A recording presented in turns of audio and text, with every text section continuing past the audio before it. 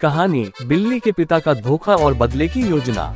एक शहर में दो बिल्लियां रहती थीं, बबलू और उसका बेटा टिम्मी। बबलू एक समझदार लेकिन थोड़ा स्वार्थी पिता था, जबकि टिम्मी मासूम और भरोसेमंद था। एक दिन टिम्मी ने अपनी सबसे अच्छी दोस्त रोजी को चोरी करते हुए देख लिया। उसने तुरंत यह बात अपने पिता बबलू को बताई, लेकिन बबलू ने रोजी को बचा लिया क्योंकि उसका रोजी से पुराना रिश्ता था। उसने टिम्मी की बात को झूठ कहा और उसे डांट दिया। टिम्मी को अपने पिता से ऐसी उम्मीद नहीं थी। वह दुखी होकर घर छोड़कर चला गया। कई महीनों तक वह जंगल में रहा, वहाँ के जानवरों की मदद करता रहा और उनका भरोसा जीतता रहा। फिर एक दिन रोजी दोबारा चोरी करते हुए पकड़ी गई, इस बार जंगल के जानवरों के सामने।